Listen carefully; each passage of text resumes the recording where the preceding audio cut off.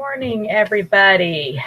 Trying a little bit different format here, so I don't have to hold my phone the whole time. So, um, wanted to talk, since we've been talking about stress management and different ways of doing that. I wanted to actually talk about one of the things that I use all the time, and that is personal retreats, especially, have been using here in the past month and a half or so, approximately. I have been done several of these, partially for my own sanity in the summer heat. But a personal retreat is a special time away to meet with God for the purposes of deepening your relationship with Him as you seek His illumination and direction in your life. Now, that's a description of it from my dad's book, Face to Face. And a lot of this, I got from him originally, and I will just kind of go through a little bit of how you do it and the benefits of it. It's beyond, meeting with God. It is a huge opportunity to de-stress and relax, because basically as part of it, you're unplugging from, our internet, and, you may or may not have great cell service, and where you do these things, you actually prefer not to have, great cell service necessarily. You're disconnecting electronically, is part of it and part of the benefits of it. Now, as far as, a bit of how-to here, you can start with determine a time and a location. You do have to, plan this a little bit and make sure that it actually happens. Acceptable versus unacceptable places. A hotel room would really be, unacceptable because you probably got internet service, a little too comfortable. It's not completely away. While it can be away in a way, it's not a complete disconnect from, kind of the modern world, so to speak.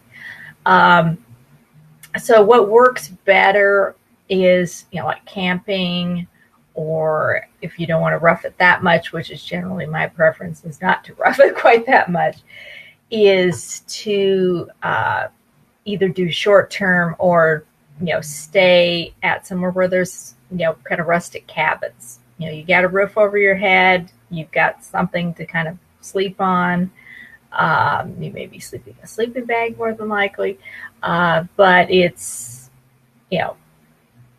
low electronics, which is good for your body. You're giving your body a chance to kind of recuperate from all that. Now, you also want to decide short, long. You can do this for several days, or you can do it for like 3 hours. Most of the time, all the ones I've done recently have been more like in the 3-hour variety, due to time constraints. But even a short one can be helpful and, powerful.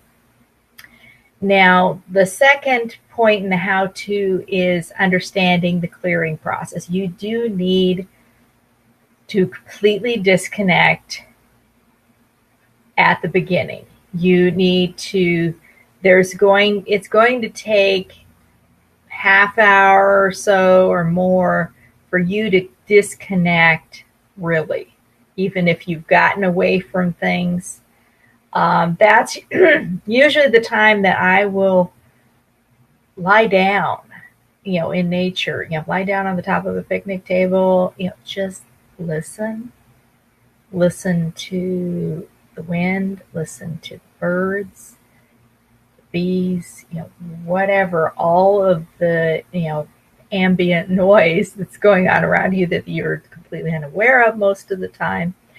And just slow yourself down. Get out of the frantic, worried state and get into the grounded, present state. That's the first key. Let time disappear. As much as you can, that's easier to do the longer the time you have. But, don't do a bunch of clock watching while you're doing it. Just relax, let things come as they come. Don't try to rush things. You want to journal your questions and your purposes for doing it. Read scripture and journal about what's speaking to you. Is kind of what you want to do once you've gotten through the clearing stage. I usually write up my questions that I'm asking God prior. I usually do that like first thing in the morning, and then in the afternoon I'm going for a personal retreat. And so I kind of, give that some time to ruminate and process. And then, I'll have those written out in the journal, and I'll take that journal with me. And then as I'm reading, scripture, I will write down verses that just jump out at me, and I will make a note about which question those, I felt like those related to. So you can go back and look at all the verses you kind of had, on a particular question. So, just number one question or number two question. You can do this with other books. Whatever you feel like, God is kind of poking you a little bit in the direction of taking with you. I've mostly taken also former journals or older journals and flipped back through and found a lot of good verses that way that related to what I was pondering and going through. You just take the time. You don't think about the time. You take time to rest. The longer it is, walk around a little bit. It's literally taking time to smell the roses.